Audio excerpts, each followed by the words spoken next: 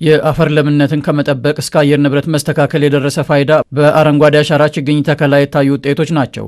ይህንኑ ፋይዳ የተረዱ ዜጎችም በሂደቱ በመሳተፍ የድርሻቸውን ሚና እየተወጡም ነው። ወሳኙና ትልቁ ነገር ችግኝ መትከል ለሀገራችን ብዙ ጠቀሜታ እንዳለው ብዙ ትምህርት ወስደንበታል። ስለዚህ ይህንን ደግሞ የድርሻዬን እወጣለሁ። አሁን አንደኛ ለችግኝ መኖር አንችልም።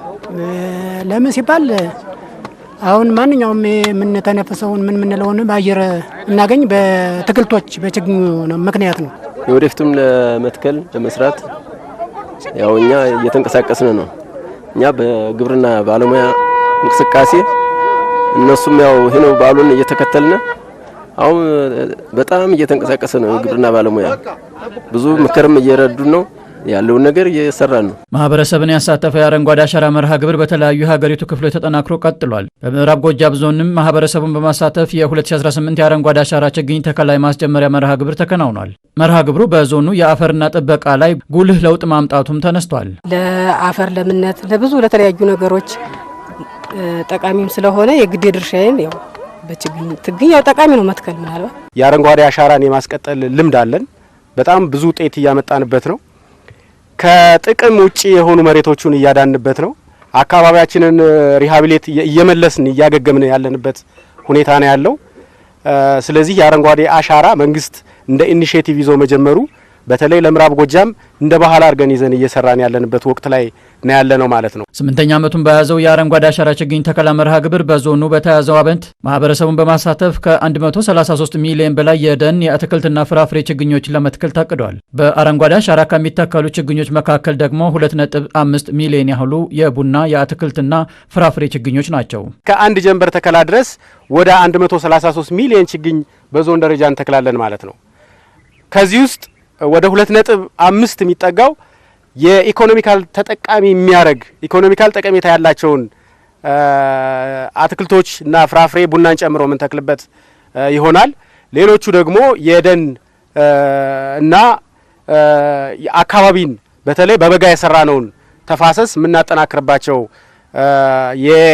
ለከብት ግጦሽ አገልግሎትም የተቀናጀ ስራ ለመስራትም የሚያገለግሉ ይሆናሉ ማለት ነው። በጃቢ ጠህናንና በቡሬ ዙሪያ ወረዳዎች የቡናና የአቮካዶ ችግኞችን በክላስተር ለመትከል ዝግጅት ተደርጓል። ይህንኑ ስራ በሌሎች ወረዳዎችም ለማስፋት ታቅዷል። 80 ሄክታር በቡና እንተክላለን፣ 100 ሄክታር ደግሞ በአቮካዶ የምንተክልበት ይሆናል። ይሄ ብቻ አይደለም። እኛ ያዝናቸው በኢኒሼቲቭ 2 ወረዳዎችን ነው። ነገር ግን ከዚህ ተነስተው ከዚህ ተምረው ደግሞ በተመሳሳይ ወንበርማ ላይ ወደ 100 ሄክታር አለን። የአቮካዶ 100 ሄክታር፣ የቡና 100 ሄክታር፣ ደንበጫ ወረዳ ላይ በተመሳሳይ 200 ሄክታር ቡና በጣም በጥራት ተከላ እየተካሄደ ያለበት ሁኔታ ነው ያለ። የአካባቢውን የአፈር ለምነት ለመጠበቅና የአየር ንብረት ለውጡን ለማስተካከል ከ6.8 ሚሊዮን በላይ ችግኞች በ879 ሄክታር መሬት ላይ ለመትከል ነው ዝግጅት የተደረገው። በዚህ ዓመትም በ8ኛው ዙር ልዩ ንቅናቄ በማድረግ አጠቃላይ ከ6.8 ሚሊዮን በላይ የደን ችግኝ ለማዘጋጀት ጥረት ተደርጓል።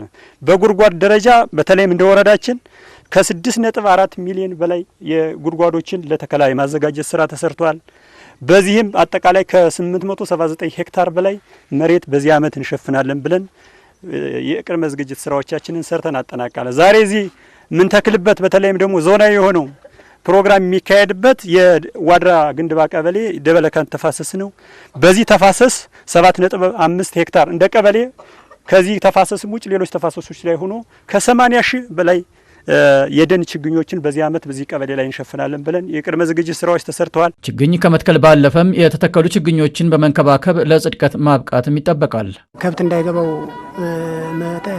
ጠባቅ ቅጣት አወጥተን ታላስቆም ነው በስተቀር ሰው የኛ ሰው ያርፋል ብለንም ስለማንጠይቅ ሁላችንም ተጋግለን እናስቆማለንና ትክልቱን እንዲለማ እናደርጋለን የሚል እንትን አለኝ ሀሳብ። በአግባቡ ተጠቅመንም የራሳችን ነው ምንጎዳም ራሳችን መጠቀም ራሳችን መጠበቅ መንከባከብ ያለብን መኮትኮት ያለው ነገር መንከባከብ ያለብን እኛ